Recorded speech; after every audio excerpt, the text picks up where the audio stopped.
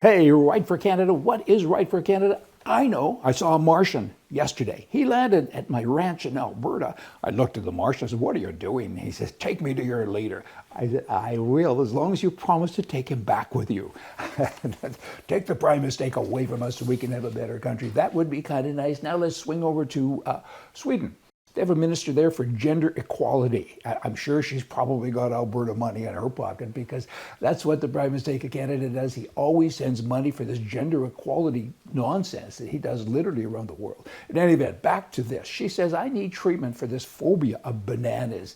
What does that do to you? Does it bring up all kinds of wordage and stuff? She's bananas and on and on. I mean, you know what? The fruit is messy, and I got this condition and on and on. Get out of government and let somebody else get in there that can do the job. I hope she doesn't move to Canada. We got enough fruit cakes here. Hey, don't you know?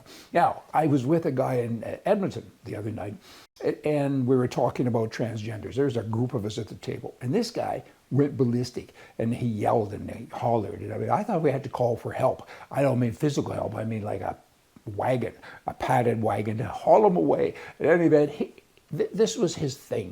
He said, "You can't call them men. They are women." I'm talking about biological men who then say they are women. And he said, "You can't call them men because they're not men, they're women now, and in girls' sports it's okay. Men are not in girls' sports." And he went on to say that men, you know, somebody said, "Well, men get pregnant." And he yelled and screamed. And he said, "It's not a man getting pregnant, it's a woman." Of course, this is a woman who identifies as a man. So he had his wordage mixed up, and he refuses to accept that there's this biological thing. And you know what?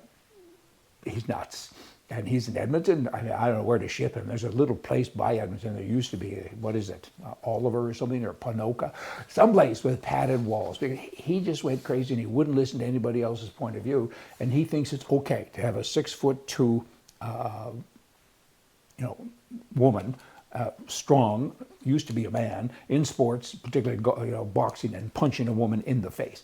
You're kidding me, right? They walk among us. Ah!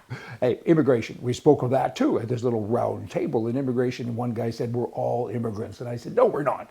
I'm a settler. There's a big difference. I'm a settler. I've been here a long time. I have a house. You come here. I treat you nice. I let you stay in my house. But pretty soon you're taking my money and you're eating different food. You speak a different language and you don't like me because of my color." And I said, "So go home." And he looked at me, he says, "Wow," he said, "that's not fair." And I said, "Of course it's fair." I mean, the service industry in Canada is totally broken. I mean, you can't go anywhere. The East Indian community, and they're good people, they work hard, I get it. I'm not talking about anybody's color, but they're all here. And they only hire people that are like them, and you can't understand them. Now, I've got old ears, I get it. But no matter where you go in the service industry, you know, a restaurant, you want what?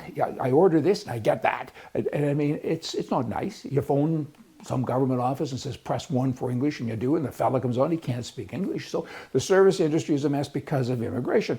People aren't becoming Canadian. When I was a kid, there was big immigration coming from the Ukraine and Germany. Those people quickly learned our language. These other people aren't. Why should they? Because there's so many of them with these other little groups that they only speak to each other.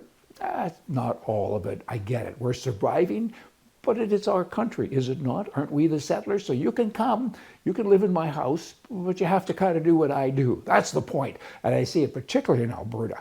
Saskatchewan too, and other places. Ontario's lost already. There's no sense talking about them because they can't get better. But in Alberta, I mean, again, I want to go into a restaurant again and order something and being able to understand the person who's taking my order. Just saying. Y'all come back. See ya.